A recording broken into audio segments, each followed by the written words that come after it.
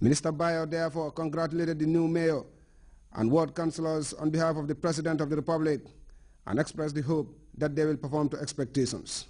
Mayor Kali and councillors later retreated to chambers to elect a deputy. Mamadou Jaide, councillor of Kololi Ward, was unanimously elected as deputy mayor of the Kanifing municipality, bringing to a close a ceremony characterized by great fanfare. Hundreds of people, including health workers, community members, and the country's development partners, Thursday descended on Balangal in the Central River region to commemorate World Malaria Day. The event, held on the theme Invest in the Future, Defeat Malaria, was punctuated by calls for greater collaboration in the fight against malaria. Farmer Fofana has more on that program, presided over by the Minister of Health and Social Welfare.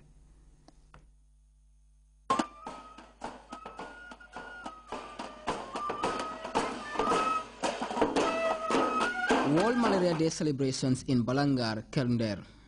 The event in the Central River Region settlement came at a time when the mosquito-borne disease is reported to be on the decline, but with the African continent still bearing the brunt of malaria.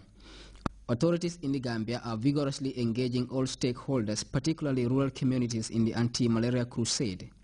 Chief Aligay Toure of Lower Fladu District said the occasion was in their best interest, for it is withheld that peace itself can be nurtured.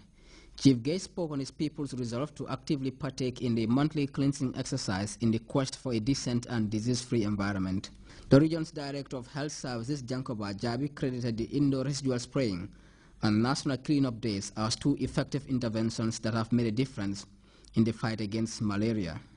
These interventions embrace widespread universal access to long-lasting insecticide nets, prompt and effective case management, indoor residual spraying, intermittent preventive treatment in pregnancy, and evidence-based information, education, and behavioral change communication, amongst others. In conclusion, access to prompt diagnosis and treatment of malaria is being scaled up through community case management of malaria. World Malaria Day, according to Balakande of the National Malaria Control Program, presents a chance for all to make a difference in rolling back malaria, saying his institution has gone far in building partnerships with critical players in that direction. This partnership has been and remains strong in the Gambia, but we all know there is still need and plenty of room for other sectors to join and help combat malaria.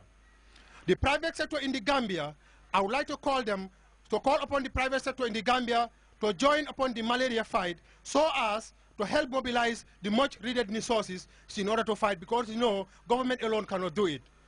In the Gambia, we already recognize the fact that a robust partnership is in place, and that is uniting all partners and stakeholders in malaria control to respond to the challenges that no other organization can do it alone and individual cannot do it alone. In conclusion, Mr. Chair, distinguished guests, ladies and gentlemen, I would like to urge all stakeholders to redouble our efforts in the fight against malaria by nurturing and strengthening the RBM partnership. Governor Gani Toure, for his part, said the theme is just fitting as malaria continues to hinder our development aspirations. Controlling and preventing malaria requires a collaborative effort from all sectors of the society. No single person or unit can do it alone. Therefore, community leaders can help in great deal in advocacy, social mobilization, campaigns, and showcase the efforts made against combating this disease. Dr. Samila Jah, who stepped in for the WHO country representative at the event, said the theme Invest in the Future, Defeat Malaria reflects the need for firm accelerated action as the MDG target year of 2015 ever inches closer. We must not forget that 90% of the 660,000 malaria deaths reported last year occurred in Africa, and that malaria kills one African child every minute.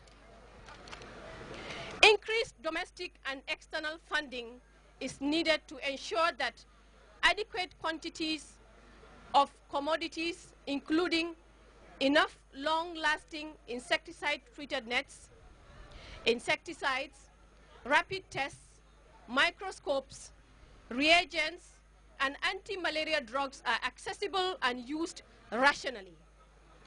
integrated delivery of anti-malarial actions with maternal and child health, immunization, hygiene, sanitization, and improved housing programs must be expanded in order to defeat malaria.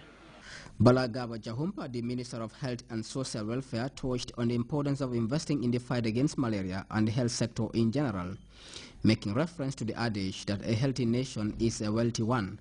Here in the Gambia, under the National Malaria Control Program, we have established mechanisms and strategies so that Gambians have access, so that you can be tested for the disease, diagnose and have treatment against malaria.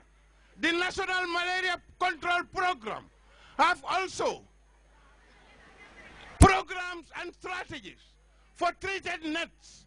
Therefore, we appeal to Gambians, especially women and children, to use the treated nets. The National Malaria Control Program also has an educational program in order to sensitize the population against the disease. The health minister, who also applauded the country's leadership for its strong commitment to the fight against malaria, disclosed that his ministry is working on plans to embark on a massive fumigation campaign of swamps throughout the country, all in an attempt to make the Gambia a disease-free nation.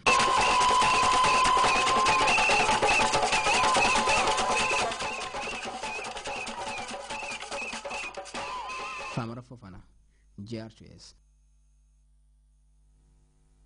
The Ministry of the Interior has issued a press release banning the use of vehicles with tinted glasses except for a certain group of officials. To shed more light on this latest directive, police spokesperson Cadet ASP David Kujabi sat down with our Famara Fofana in this interview.